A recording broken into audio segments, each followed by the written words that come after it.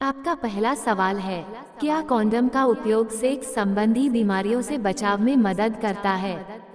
जवाब, हाँ, कॉन्डम का उपयोग सेक्स संबंधी बीमारियों जैसे HIV, सिफिलिस और गोनोरिया से बचाव में मदद कर सकता है। आपका दूसरा सवाल है, शिशन का संक्रमण क्या होता है? जवाब, शिशन का संक्रमण यौन माध्यम से फैलने वाले संक्रमण को कहते हैं। यह आमतौर पर बैक्टीरियल या वायरल होता है, जैसे कि गोनोरिया और क्लैमिडिया। आपका तीसरा सवाल है, डस कैसे फैलता है? जवाब, डस वायरस HIV संभोग रास्ते से, संचारित रक्त या संचारित शारीरिक तरलों के माध्यम से फैलता है। आपका चौथा सवाल है, क्लैमिडिया का कारण क्या होता है? जवाब, क्लैमिडिया यौन माध्यम से फैलने वाली एक बैक्टीरियल संक्रमण है जिसका कारण छोटे आकार की क्लैमिडिया ट्राकोमटिस नामक बैक्टीरिया होता है। आपका पांचवा सवाल है, सिफिलिस के लक्षण क्या होते हैं?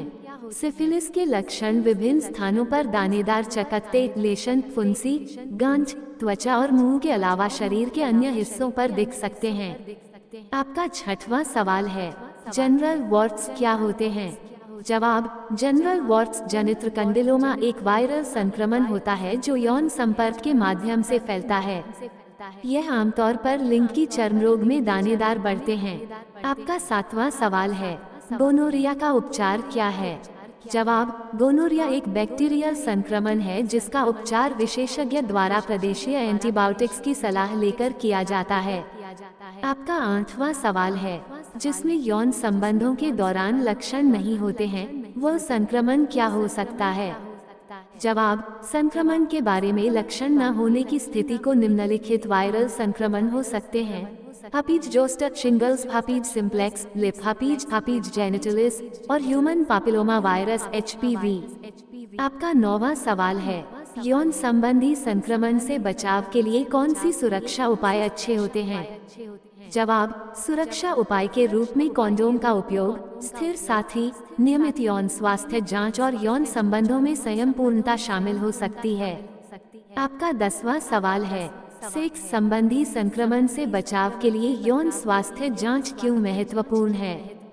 जवाब, यौन स्वास्थ्य जांच आपको संक्रमणों की जांच और उपचार की सुविधा प्रदान करती है, जो संक्रमण को पहचानने और समय रहते उपचार करने में मदद कर सकती है। आपका 11वां सवाल है, यौन संबंधी संक्रमण का सबसे सामान्य लक्षण क्या है? जवाब, सबसे सामान्य लक्षण शामिल हो सकते हैं जलन या दर्द, छाले, खुजली, गांठें, शरीर के उच्चांगों में दर्द, लिंग के परिवर्तन और नामुमकिन पेशाब या वीर्य का निकलना।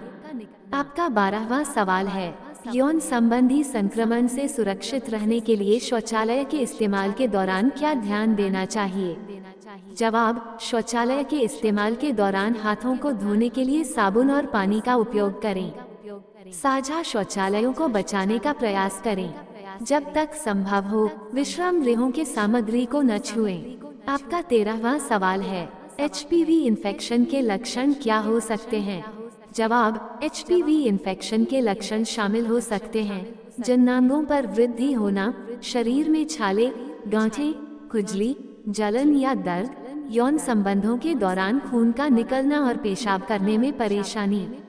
आपका 14वां सवाल है, यौन संबंधी संक्रमण को पहचानने के लिए टेस्ट कौन से हो सकते हैं? जवाब, यौन संबंधी संक्रमण को पहचानने के लिए कुछ आम टेस्ट हैं, जैसे कि संक्रमण की जांच के लिए रक्त और मूत्र परीक्षण, स्वाभाविक स्तन के चयापचय की जांच, वायरल संक्रमण के लिए PCR टेस्ट और संभावित रोगों के लिए पुराने संक्रमण की जांच करने के लिए एंटीबॉडी परीक्षण। आपका 15वां सवाल है, पुरुषों को कौन से यौन संबंधी संक्रमण हो सकते हैं? जवाब, पुरुषों को गोनोरिया, सिफिलिस, हर्पीज, चलमीडिया, मूल्यांकन पापिलोमा वायरस HPV और यौन संबंधी शिशन पीसने की समस्या प्रियपिस्म जैसे संक्रमण हो सकते हैं। आपका 16वां सवाल है, महिलाओं को कौन से यौन संबंधी संक्रमण हो सकते हैं? जवाब, महिलाओं को चलमीडिया, गोनोरिया, सिफिलिस, हर्पीज, यौन संबंधी शिशन पीसने की समस्या, प्रियपिस्म, मूल्यांकन पापिलोमा वायरस HPV, पेल्विक इन्फेक्शन रोग PIAD और योनि में दर्द और संक्रमण, योनि संक्रमण जैसे संक्रमण हो सकते हैं। आपका 17वां सवाल है, सिफिलिस को कितने स्टेज में बांटा जा सकता है? जवाब, सिफिलिस को 3 स्टेज में बांटा जा सकता है, प्राथमिक, द्वितीयक और तृतीयक। प्राथमिक स्टेज में छाले और शरीर में बदलाव होते हैं। द्वितीयक स्टेज में त्वचा रंग की बदलाव, गांठें और संक्रमण विस्तार हो सकता है। तृतीयक स्टेज में इंटरनल ऑर्गनों को प्रभावित किया जा सकता है और यह गंभीर समस्याएं पैदा कर सकता है।